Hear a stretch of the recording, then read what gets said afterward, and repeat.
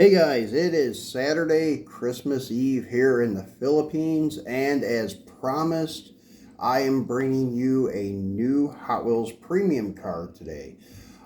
This is your 1973 Volvo 142 GL, and it is a pretty sweet casting. Like the stance and the no bumper look to it, looks pretty cool. And the card art's pretty nice. Let me bring my stand up here so you can see the whole card and such. And I have no idea how to pronounce it. Strasse, something like that. But turning it around, here are the 5 cars in the set.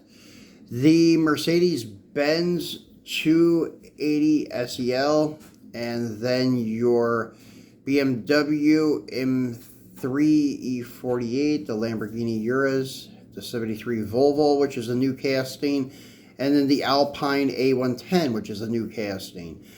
The Merc and the Beamer seem to be the dominant popular ones here in the Philippines, followed by the Volvo, and then the other two are kind of left behind. The retail price here is $4.99 each. That's in pesos.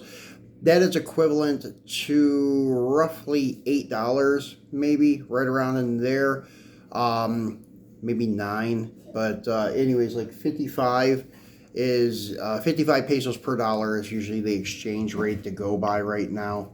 So probably about $9, something like that. So a little bit high, but it is a cool casting. Had to get this one and such. So let's get him popped off this card and take a look at him. And this one I managed to open fairly good without ripping the paper too much. As you can see, I could re-glue it and you couldn't really tell. Unlike the Lamborghini that I really butchered the other day when I tried to do it live for you guys. Just a couple little tears on the bottom here. That's not too bad at all. Not that noticeable. So let's get him off. Take a look at him. And not sure how true to scale this is. It looks a little bit big, but I know these cars were not that small either. So it may be kind of like the Datsun Bluebird by Hot Wheels, where it's just slightly big. But I don't think so. I think this is kind of accurate for 164. But yeah, we'll find out one day. If somebody else makes this true to scale, like Kyosho or someone, I'll pick it up and I will try to do a comparison of the two. But anyways, here is the front grille, which is very nicely done with the Volvo diagonal line. Headlights, turn signal tampos are very nice. Then you have your vents in the front valence panel. As I said before, it's like a bumper delete. They took the bumpers off.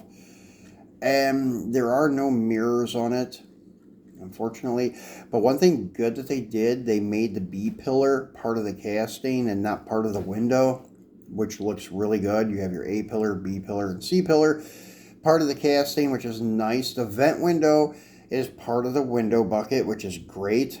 I prefer that because it looks more realistic with the thin line for the vent window instead of having some big metal bar here that's part of the casting. Nice detail with the window trim, the body side molding, the door handle, and then the wheel choice is pretty good too. The chrome 6 spokes look really nice. Then you have nice tail light tampos and trim on the rear deck lid. Once again, trim around the rear window. And it is a left-hand drive Volvo. Then on the base, you have pretty decent detail there too, with the rear end, the exhaust, the oil pan, transmission, and such. And the stance of the car is really low. Not as low as a couple that we've seen, but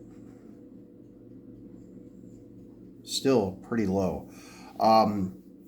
The Volvo Amazon wagon is probably one of the lowest I've seen from Hot Wheels. That thing is slammed to the point where the chassis is kind of like inverted, indented, where it will clear the ground, which was kind of crazy. It's that low.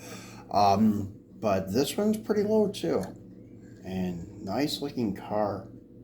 Pretty happy to add this one to the collection.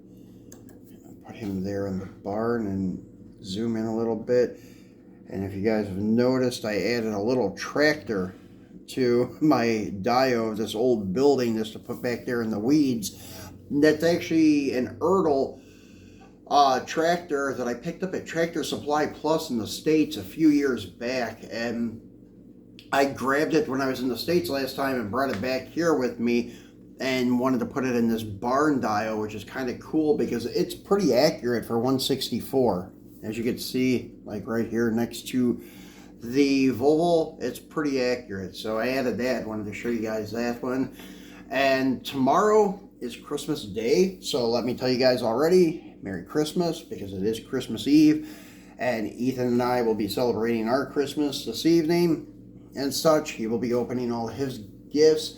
Tomorrow is just another day for us, but we will be doing another unboxing video for you guys. And I got in my second Yellowbird from Par 64, so we will be unboxing that tomorrow.